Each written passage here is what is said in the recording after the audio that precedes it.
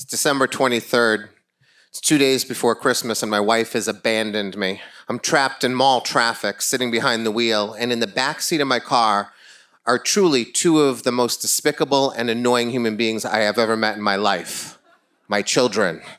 Clara is 6 and Charlie is 3, and there are people in the world who will tell you these kids are brilliant beams of light, but that is bullshit because they are just like my wife. They are spending their entire lives trying to slow me down and prevent me from doing the things that I want to do.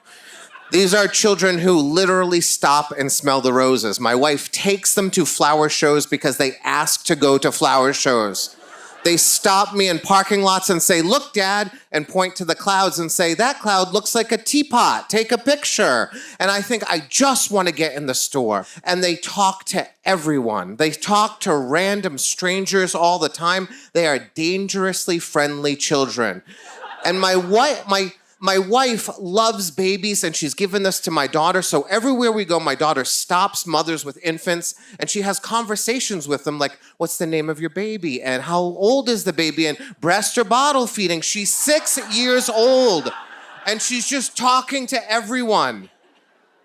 And I'm sick of it. And on this day, it is the worst day to slow me down because it's December 23rd. I have to buy Christmas presents because I haven't bought a single present. And I am beyond the Amazon Prime click and save your ass date. So I actually have to go into a physical store and look at shit on shelves to determine which shit belongs to which person and what will look good in wrapping paper. And I'm angry. This day is going bad for me. And my wife had the nerve on this day to get a haircut.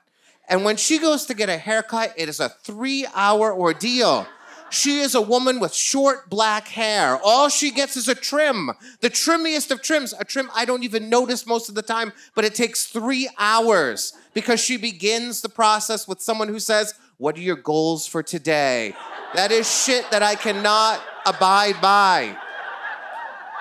And so we're going to the mall, but we can't go to the mall because my kids are hungry and we have to be outside because, like my wife, no one wants to ever be in the house but me. I make enormous mortgage payments for a home nobody wants to spend a moment in. So we go to Panera. And when we go into Panera, I know right away they've screwed up the floor because they have the brown tiles except an occasional red tile. And if you have kids, you know that means your kids are just going to leap from one red tile to the other, and they're going to knock people over and land grilled cheese on the ground. So I say, "Go to the dining room and find a booth." And I know they're gonna kill each other while fighting over it, but I don't care because they're not with me right now.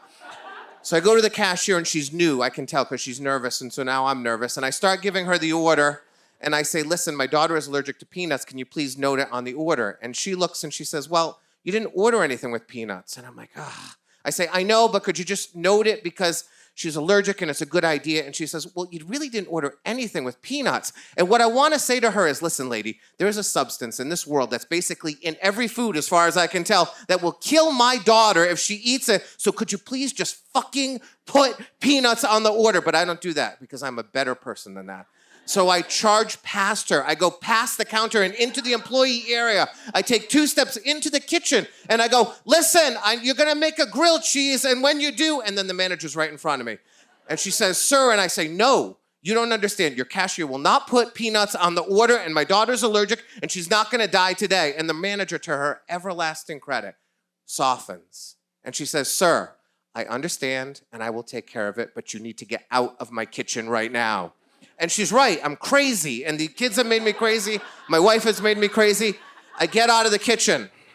She finishes my order. I go to the dining room to find my kids, and I cannot believe what I see.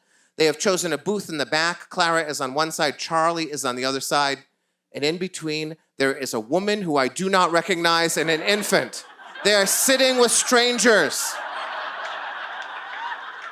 And I'm thinking, how am I going to solve this problem? But Clara knows what I'm gonna do because she says, "It's okay, Dad. She said we can sit with them and have lunch. This is Hannah," and she points to the infant. And so I look at the woman and she looks at me. She gives me that sign that I know this is ridiculous, but let's do this. And so I sit down with a stranger at Panera. And Clara introduces me to them and we make some chit chat. And then she asks the woman, she says, "Where's Hannah's daddy today?" And the woman says, "Oh, Hannah doesn't have a daddy." And my wife, and Clara says, "Oh, are you a mommy family?" And she says, "No, it's just Hannah and me." And that's the moment when I look at this woman for the first time and I really see her.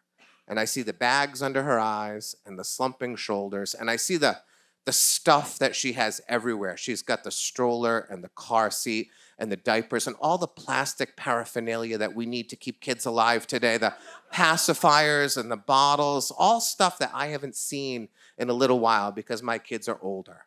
It's the first time I really see this woman who's taking care of this baby and all of this stuff by herself. And I'm so angry at Clara because she has shown me the thing that I need to see in this moment. That I'm wandering this world complaining because my wife left me with my kids for 3 hours. 3 stupid hours that I am complaining about. I remember when Clara was born, I thought we needed 7 adults to keep her alive.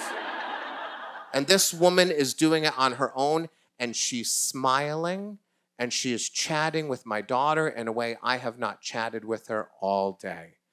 And I sit there with these 2 brilliant beams of light, knowing I am never going to be as beautiful and as wonderful as they are.